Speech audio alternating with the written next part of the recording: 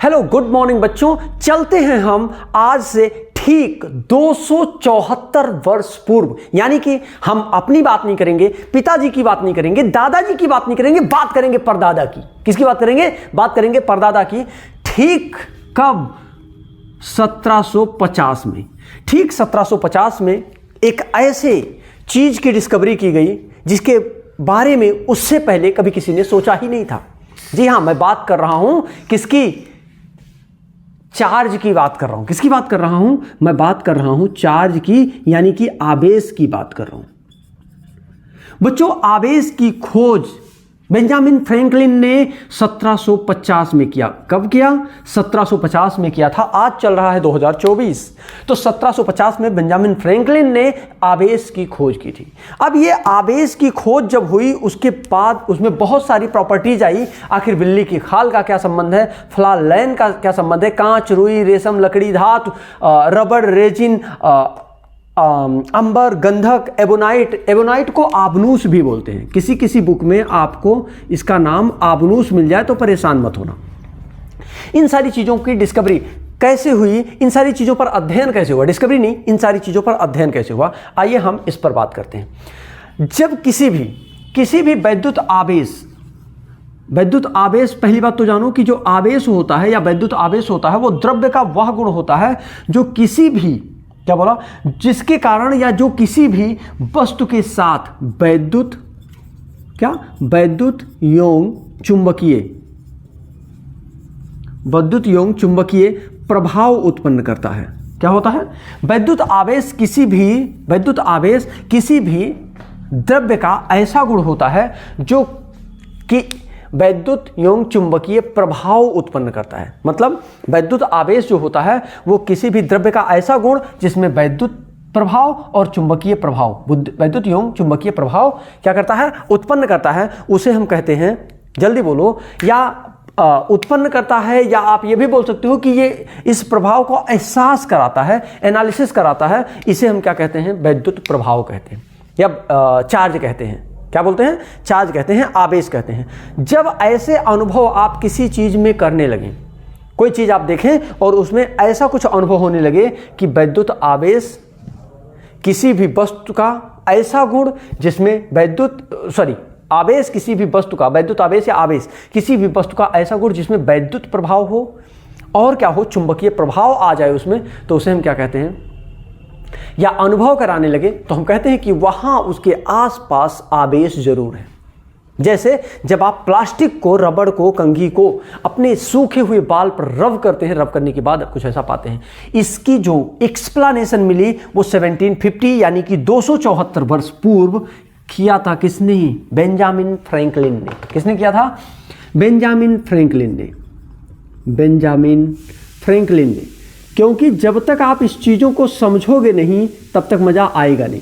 ठीक है ना? मैं राघवेंद्र पांडे, जय करियर फाउंडेशन में आपका स्वागत है। अगर आपने अभी तक चैनल को सब्सक्राइब नहीं किया है, सब्सक्राइब करें, बेल आइकन हिट करें लेटेस्ट अपडेट के लिए।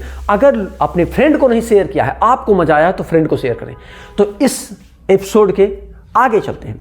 अब देखिए, जब आप कांच के छड़ को रेशम के साथ, जब आप क्या करते हो, किसी भी कांच के छड़ को, कोई कांच का छड़ ले लो और रेशम के साथ क्या करो, रगड़ो।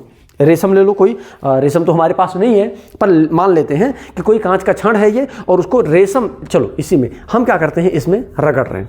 अगर हम ऐसा रगड़ते हैं, या अंबर ले लेते हैं, अंबर को हम ऊन ले लेते हैं, ऊनी कपड़े पहनते हैं, ठंडक चल रहा है तो ऊनी कपड़े पहनते हैं, तो उसमें हम क्या करते हैं, रब करें, तो उसके अंदर आकर्षण व प्रतिकर्षण के गुण उत्पन्न हो जाते हैं। प्रतिकर्षण की बात थोड़ी देर में हम करेंगे, जब उनमें आकर्षण के गुण उत्पन्न हो जाते हैं। ध्यान रहे, जब कोई वस्तु किसी एक वस्तु के साथ रगड़े जाने पर उस वस्तु में आकर्षण के गुण उत्पन्न कर सकता है, तो प्रतिकर्षण के गुण भी उत्पन्न कर सकता है। क्या बोला मैंने? आकर्षण के गुण अगर उत्पन्न कर सकता है तो प्रतिकर्षण के गुण भी वो उत्पन्न कर सकता है। थोड़ा सा वेट करिएगा, मैं बताऊंगा कि आखिर कैसे। अगर आप बिल्ली के खाल को, अगर आप फ्लालैन को, अगर आप कांच को, रुई को, रेशम को, लकड़ी को, धातुएं को, रबड़ को, रेजिन को, अंबर को, गंधक को, एबोनाइट को या आबनूस को, रगड़ते हैं तो क्या होता है, आकर्षण के गुण उत्पन्न होते हैं। अगर इनका क्रम चेंज कर दें, इसको नीचे से ऊपर चले आओ, ऊपर से भी आप नीचे गए तो इसमें क्या हुआ, आकर्षण के गुण उत्पन्न हुए। क्या हुआ, आकर्षण के गुण उत्पन्न हुए। कब, जब आप ऊपर से नीचे आए। लेकिन अगर आप नीचे से ऊपर जाएं तो प्रतिकर्षण के गुण उत्पन्न होंगे। क्या होंगे, इसीलिए इस सीक्वेंस को हमने लिख करके रखा था। बेंजामिन फ्रैंकलिन ने कब, 1750 में इसकी खोज की थी और इसको स्पष्ट करके बताया था। इन्होंने बताया कि जो आवेश होते हैं ये बेसिकली दो प्रकार के होते हैं। क्या बताया इन्होंने, कि जो आवेश होते हैं, चार्जेस होते हैं, वो बेसिकली कितने प्रकार के होते हैं, दो प्रकार के होते हैं। एक होता है पॉजिटिव चार्ज और दूसरा होता है निगेटिव चार्ज। जल्दी बोलो, क्या होता है, एक होता है पॉजिटिव चार्ज यानी कि धन आवेश। क्या होता है, धन आवेश यानी पॉजिटिव चार्ज, पॉजिटिव चार्ज। और दूसरा होता है आपका निगेटिव चार्ज यानी ऋण आवेश। अब ये जो पॉजिटिव चार्ज और निगेटिव चार्ज हैं वो दो प्रकार के होते हैं। चार्ज जो होते हैं, आवेश होते हैं, वो दो प्रकार के होते हैं। एक होता है पॉजिटिव चार्ज और दूसरा होता है निगेटिव चार्ज। क्या आप इस बात को स्पष्ट समझ पा रहे हैं? मतलब अभी तक आपने देखा कि अगर हम क्या करें, किसी एक वस्तु को किसी अन्य वस्तु के साथ रब करते, रगड़ते हैं, तो रगड़ने पर उन दोनों, उसके बीच में एक अनुभव होता है। वो कौन कौन सा अनुभव हो सकता है? वो वैद्युत अनुभव हो सकता है, वो चुंबकीय अनुभव हो सकता है, वो इलेक्ट्रिसिटी का और मैग्नेटिक, इन दोनों प्रकार के एक्सपीरियंसेस को फील करते हैं। उसी को हम आवेश कहते हैं। आवेश बेसिकली दो प्रकार के होते हैं। कौन कौन से? जल्दी बोलो, कौन कौन से? एक पॉजिटिव चार्ज और एक निगेटिव चार्ज। जो आवेश होते हैं वो दो होते हैं, एक धन आवेश, एक ऋण आवेश। एक्चुअल में इसकी जो डिस्कवरी की गई थी वो 1750 में की गई। कब की गई? किसने किया? बेंजामिन फ्रैंकलिन ने किया। ये याद करो, बेंजामिन फ्रैंकलिन। इसको याद करने के लिए मैं थोड़ा सा धीरे धीरे बोल रहा हूँ। बेंजामिन फ्रैंकलिन ने किया। ध्यान रहे, आवेश दो प्रकार के होते हैं, पॉजिटिव और निगेटिव। ध्यान रहे, अगर आप किसी वस्तु को एक वस्तु के साथ रगड़ने पर उसमें आकर्षण के गुण आ सकते हैं, तो ये भी ध्यान रखो आप कि उसमें प्रतिकर्षण के भी गुण आ सकते हैं। क्या? प्रतिकर्षण के भी गुण आ सकते हैं। आकर्षण के गुण, अगर बिल्ली की खाल को हम रब करते हैं, अगर हम फलालैन से रब करते हैं, अगर हम कांच से, रुई से, रेशम से, लकड़ी से करते हैं, तो क्या होगा? आकर्षण के गुण उत्पन्न होंगे। लेकिन इसी का उल्टा अगर हम किससे चलना शुरू करें? आबनूस से चलना शुरू करें, नीचे अभी आबनूस से चलना शुरू करें, तो क्या होगा? इसमें प्रतिकर्षण के भी गुण उत्पन्न होंगे। क्लियरिटी आ रही है? एक चीज और बोलूं, जो आवेश होता है, कैसे जानोगे आप कि यहां आवेश है कि नहीं? आवेश न्यूट्रल भी हो सकता है। भाई आवेश क्या हो सकता है? न्यूट्रल भी हो सकता है। क्या हो सकता है? न्यूट्रल भी हो सकता है। तो अगर आवेश वहां न्यूट्रल हो गया तब क्या करोगे? कैसे आइडेंटिफाई करोगे? हाँ, सबसे पहले आवेश की जांच सिर्फ और सिर्फ प्रतिकर्षण से पॉसिबल है, आकर्षण से नहीं। ध्यान रहे, आवेश की जांच किससे पॉसिबल है?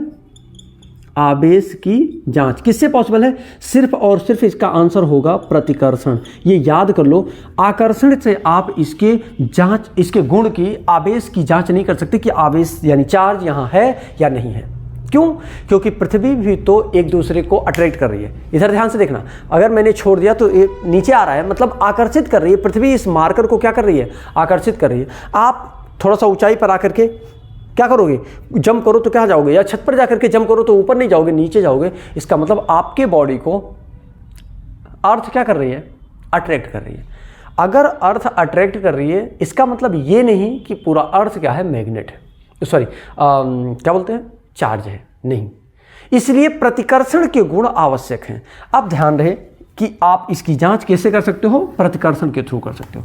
अब अगर हम बात करें कि प्रॉपर्टीज ऑफ द चार्ज की बात करें, मतलब प्रॉपर्टी मतलब गुण की बात करें, किसके प्रॉपर्टी की बात? चार्ज के, आवेश की। पहला, जो लाइक चार्जेज होते हैं वो अट्रैक्ट करते हैं।